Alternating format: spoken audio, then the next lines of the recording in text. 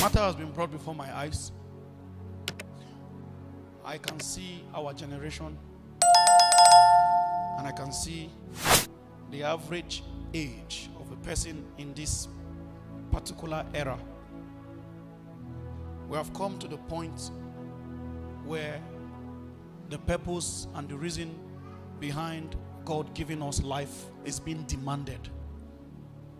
We have come to the season of manifestation. So much so that which God has invested in us, they are beginning to demand that we let it come out. We have come to that point where it's either you manifest now or you are lost forever. We have come to the point where he who is a prisoner should labor around the clock to be free now. Because if you miss this window, you will be in prison till you die. Mark my words. The point where the sun is the brightest is at the 12 noon sun, when it is directly overhead at angle 90. That's where the sun has its brightest flavor. Our generation is at its brightest time now. But it is at this point that many people are being distracted, pulled into all kinds of paths that are not ordained by God, and chained by all kinds of appetite that continues to trivialize their spiritual progress. Everybody who is in time must begin to seek the question of why quickly. Because if these seasons pass, all you will do is exist. You will exist. You probably will become a civil servant somewhere, go out in the morning, come back by 5 p.m., repeat it for the next 35 years. And then your back is bent and your hair is gray. And at old age, you will sit down in front of your house on one stool and be thinking of all the purposes that was furnished in your heart that you never did. But then your strength has been sapped out. This is the average life story of the generation before us. Some of you, again, your own plan is that you will go and attend to your need in life. And when you are through, you will now focus on God. When you go that path, you would hardly be able to come back. And so the only way forward is to marry both your job and your work together. And your work is the will of He that sent you. Your job is that thing that brings you money. And if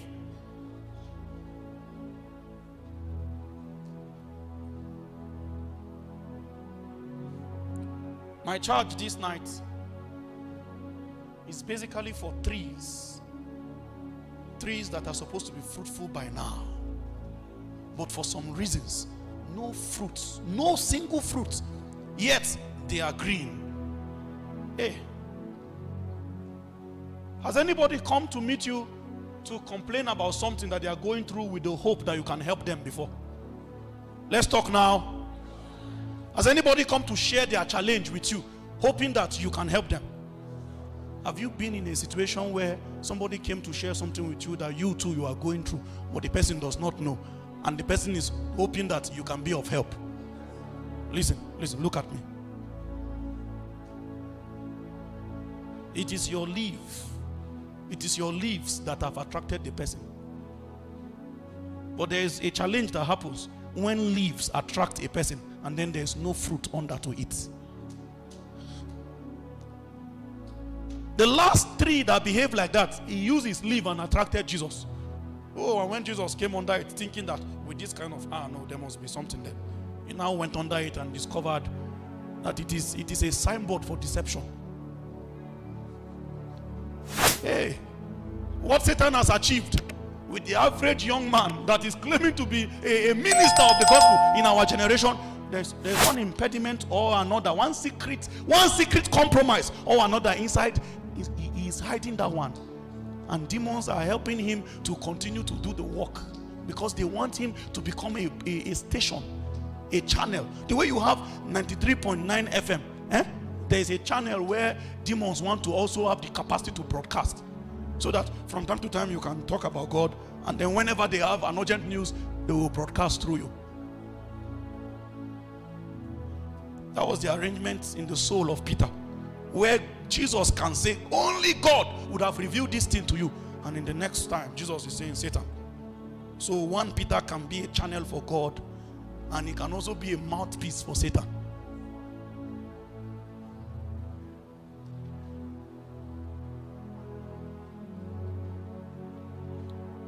The master will give us, in this context, in the scripture we just read in Luke chapter 13 from verse 6 to 9, he says, give me 1 more year.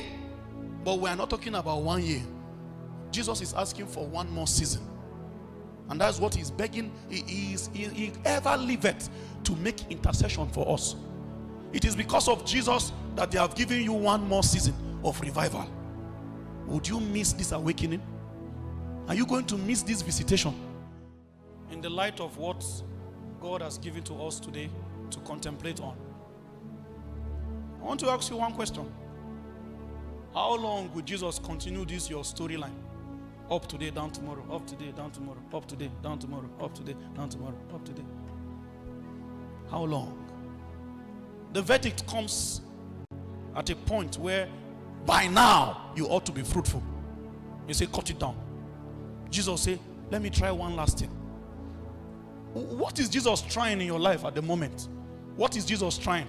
That is where your prayer will start from. You will tell Jesus, I will not waste this opportunity again. For some of you, Jesus just gave you a hunger for fasting. Hold on to that thing and press with it now. That will be your next ticket to find God again. For some of you, Jesus is giving you a yearning to wake up and pray. Something is telling you, wake up, and you are sleeping. Jesus says, 1 more time, I'll try. For those who don't want to waste,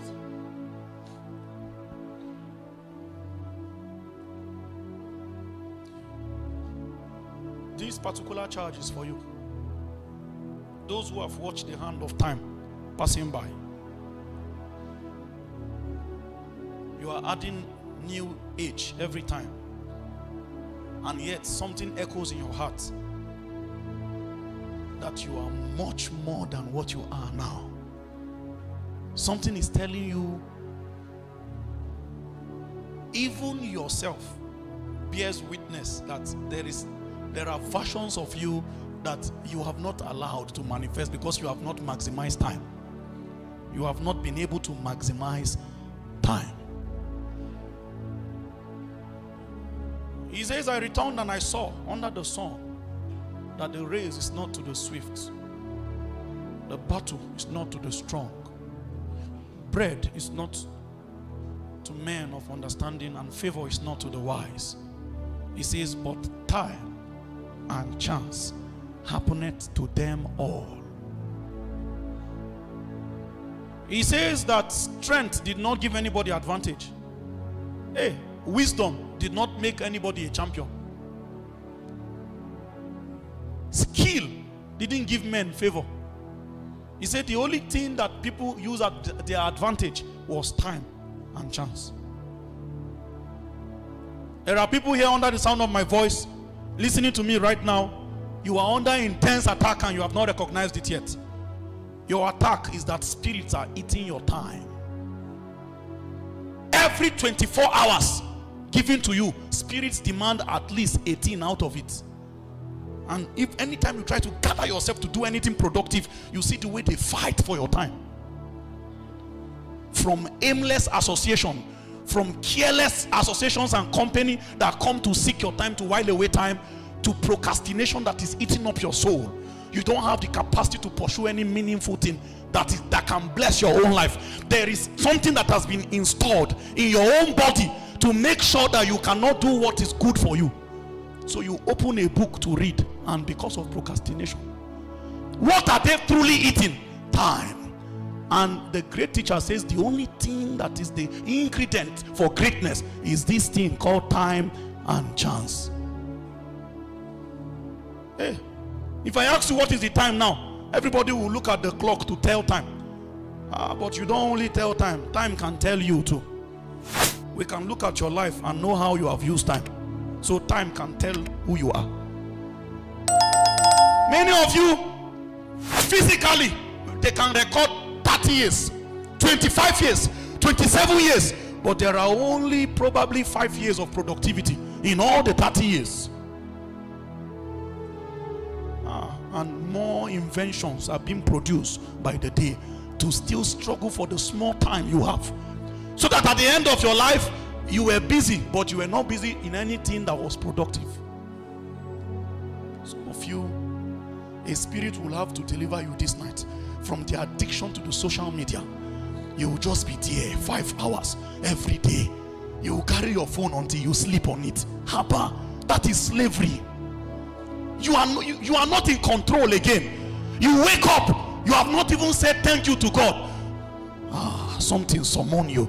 You go there. What are you doing? Nothing. They are just eating your time. Some of you cannot gather your heart for one direction. So your own challenge is that you have many voices bombarding your heart at the same time. Even if you keep a book like this, after 5 minutes your mind has traveled. Only your eye will be looking at the paper. Your mind is no longer there. Some of you, your mind cannot be in one place for 5 minutes. You are a wanderer. As you are here sitting down like this now, some people are already at home. Some people are at different places, so they cannot be where their body is.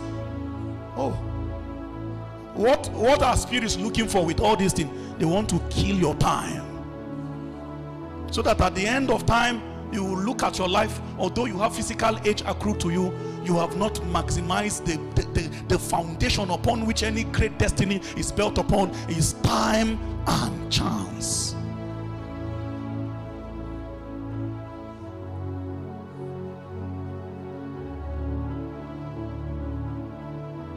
Some of you are under attack, and your attack is the spirit of slumber. The spirit of slumber has invaded your space. A demonic sleep will and Jesus said, give me your night now. If it is this season, meet me only in the night. If you try to seek him in the day, you will see the air is dry. But the moment of your appointment, the spirit says we will not let it happen.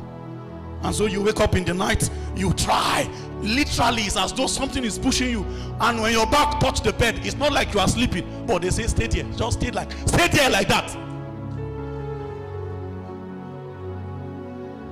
It's an attack. It's an attack. If we must prevail, like I said, today's communion is for restoration, number 1, and then it's for exemption. Restoration means 1, I will restore the years that the cankerworm has eaten. Because some of you currently, spirits have stolen 20 years out of your account. 20 years missing. And they look at you, they say, what has... Can I share something with you? Please, can I share something with you? If you were praying every day of your life, there is a particular version of you that you have become by now. And spirits have measured all of these factors into existence. They know that if you invest this particular duration of time into prayer, this is what you have evolved into. And so other spirits also know that we will not have you partake of any activity that can change you. Are you not busy? Are you not really busy throughout the day? The only question is, what are you busy doing? Because they really want you to be busy, but they don't want you to be busy in the things that can change you. There is war against time, and people don't know. New technology every day. What are they looking for? Your time. Your time. From seasonal movies, season 1, 2, 3, 4, 5, gluing up. What are you doing with your life? Somebody is smiling as I said seasonal movies.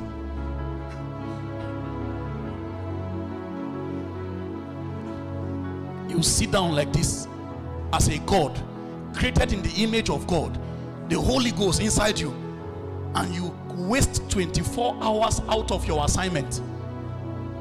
Did you hear what I said? You waste 24 hours out of your assignment, not out of your time, because you don't have time. You only have assignment. Oh, Jesus. I shall not die but live to declare the works of the Lord. The only reason why death will not happen is because there is something to be declared.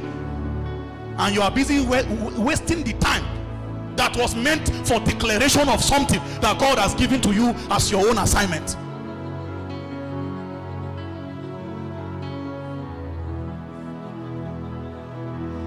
Time is under attack, and we must know it. Time is under attack.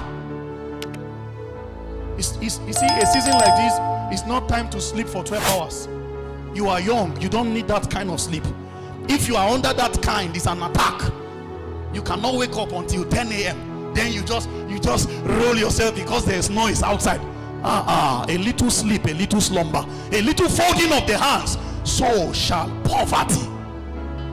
He follows sleep. Him and sleep, they are together.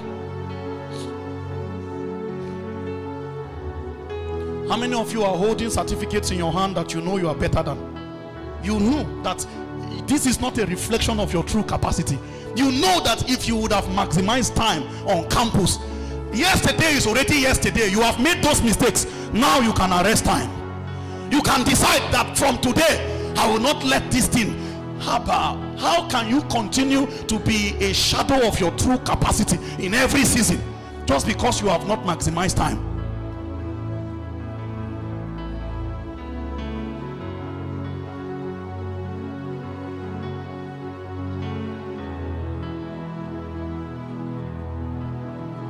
There's an exam coming. Oh, there's an exam coming. Only those who have invested time to read, only those who have labored through the night, when they come before those questions, it will be a pushover for them because they have familiarized. Life is an exam, and if you have not used time, Solomon says, I discovered that it's only time and chance that is a decider of how men's life turn out. It is not by connection, it's not by skill, it's not by speed, it's not by strength, it's not by favor. It is how you maximize time and chance. It was brought to my notice that even witches and wizards, they have no power to malign your life until they can go and play with those two factors. What are witches playing with around your life? They go and affect your chance. They go and touch your chance. There is an opening. Somebody want to bless you. A witch will go and use your face in an encounter and show a negative thing to the person. The person will wake up and say, sorry, I'm not doing it again. What have they played with? Your chance. They will never come and touch you. They will go and touch something that can change everything around you. It's either you use time well now, it's either you arrest your chance well.